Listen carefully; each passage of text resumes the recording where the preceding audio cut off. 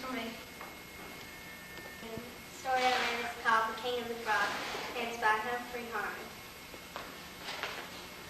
Long, long ago, frogs lived as they pleased. All the frogs talked at the same time. The children didn't obey their parents, and even husbands wouldn't listen to their wives. When finally a wise old frog called all the frogs for a meeting, he told them that they must get a king. He said that kings would keep peace and order. So the wise old frog went to the great god Money. Money was in charge of the world. He was a very slow god. He agreed drowsily to give him the king and went back to sleep. The frogs went on as usual, and finally Money woke up and remembered his promise. He threw a rock that had moss on it, looked like a frog, into the water. He said, "Here is your king. His name is Go-Go. He does not like to be disturbed. Respect him and be satisfied." The whole lake was shaken by Go-Go's fall. The frogs were terrified. Go-Go made a wonderful first impression. But as time went on, Go-Go just sat there staring in the same direction. When the frogs got used to him, and finally some bad frogs came along. One of them touched Go-Go. Go-Go did nothing. They started to bounce on top of him, but Go-Go still did nothing.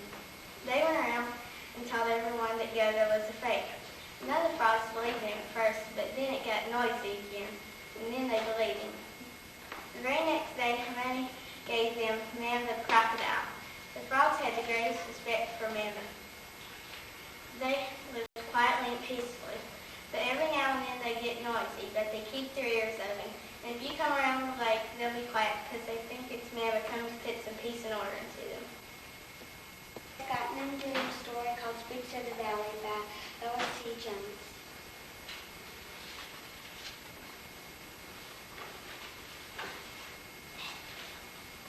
One night, long, long ago, Joe and Pete were working on the monoplane.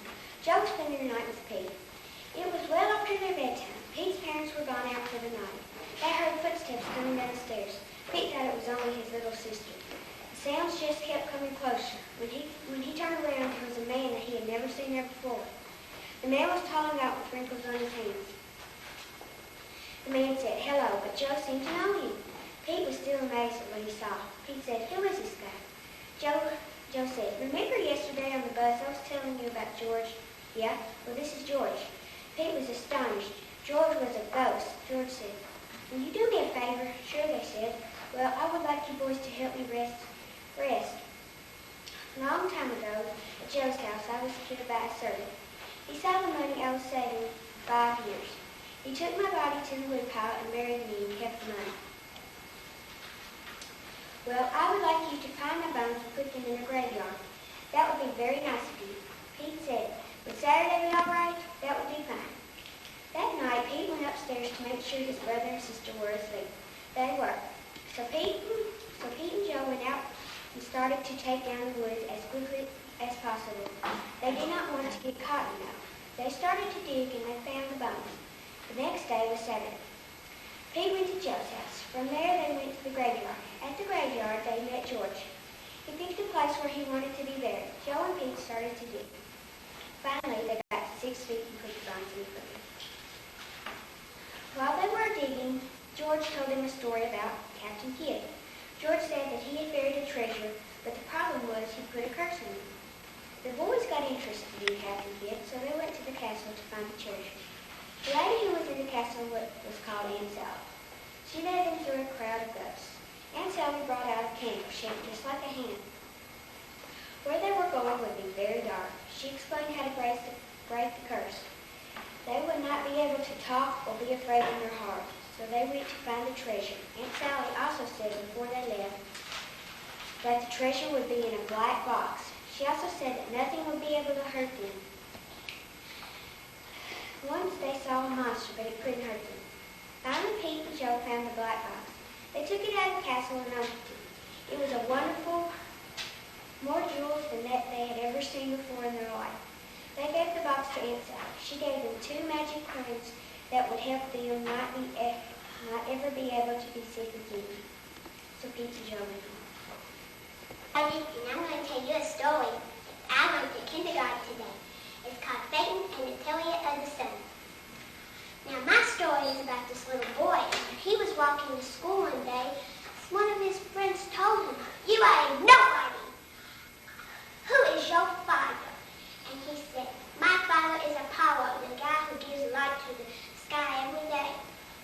walks up there to his mother and says, "They didn't believe me when I said Apollo was my father." And she said, "Go travel miles and miles to see your father, because he will tell you how you can learn to tell other people." Oh yeah, now, so he went up there to his father, and his father said, "Why are you here, son?" And he said, "How can I prove to the other kids that I am your son?" And he said, "I will give you any wish that you want." And he thought a minute, and thought a little longer, and then he said, "I want to ride in your chariot." And he said, "But you can't do that. There are so many things around there, you will get hurt." And he said, "Please." And he said, "Okay." So the little boy got into the chariot, but before he went, his father said, "Do not travel too close to the earth, or you will burn the earth. And don't travel too high in the sky, or you will scorch the heavens." So he did. But he was traveling too close to the earth. And Mother Earth told Jupiter, who is at Mount Olympus, "Please, please tell them to rain on us or something." And so he said, "Okay." And when it rained, lightning struck Phaeton, and he fell out of the chariot. And he fell into a river that stopped the burning. Here's Wallen. My story is called The Fire. The story that I read is The Fireman. The sunshine had spread over the mountains, but had not yet reached the deep valley. On an island sat a brave sycamore tree singing a song. One night there was a storm. The brave sycamore tree was still singing. The storm said, "I'll kill you." The sycamore tree still sang. The storm struck the sycamore tree right in the heart. The sycamore tree did not sing anymore. The branches in the trunk was engulfed by fire. The animals in the valley said, "The fire will keep us warm." The falcon flew up. The falcon said, "I will go get the fire and bring it over here." So the falcon went over to the island, and the fire caught on the falcon, and the falcon flew real fast back over to the deep valley, and he said, "The fire is too fierce. We cannot bring it over." So then the snake bragged about himself and said, "I have very strong scales. I will go over there and bring the fire." So the snake went over there, but the fire was too strong for him, so he swam back over here, back over to the deep valley, and said, "The fire is too fierce. We cannot bring it over here." So the spider said, "I will go get the fire." But all the animals laughed at him, so the spider swam to the island and made a package and put a coal in the package and brought it back over to the deep valley. And the spider said, "The brave sycamore tree has gave us a friend that will keep us warm during this winter." The spiders then said, "But it needs dry wood to burn." So the birch said, "I will give it my dry bark to give us heat." And so they lived happily ever after. And I'd like to tell a story of wolves and stags.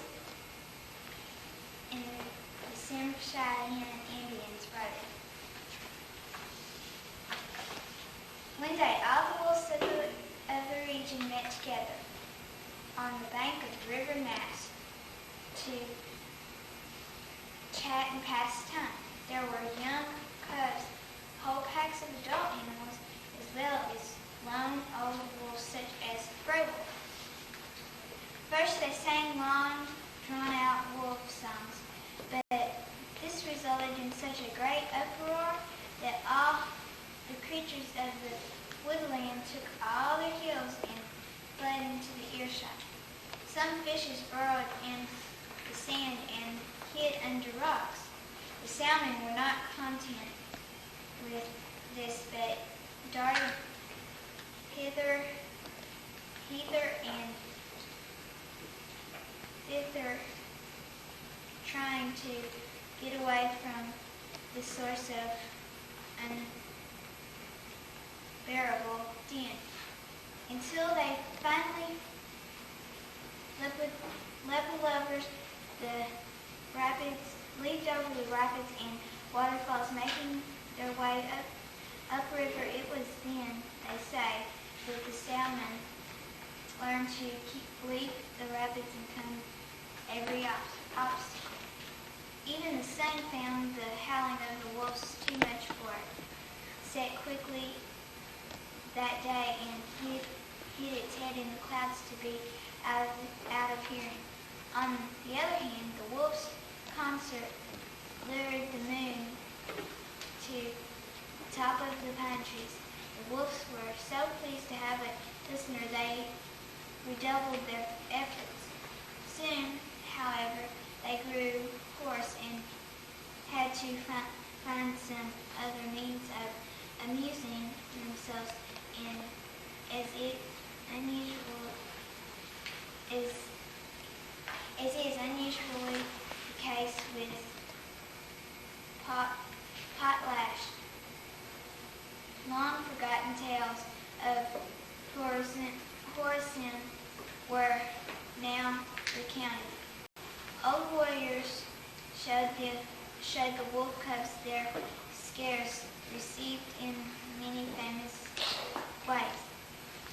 As they sat long into night, talking and gossiping until mist began to rise over the hill, and a new day was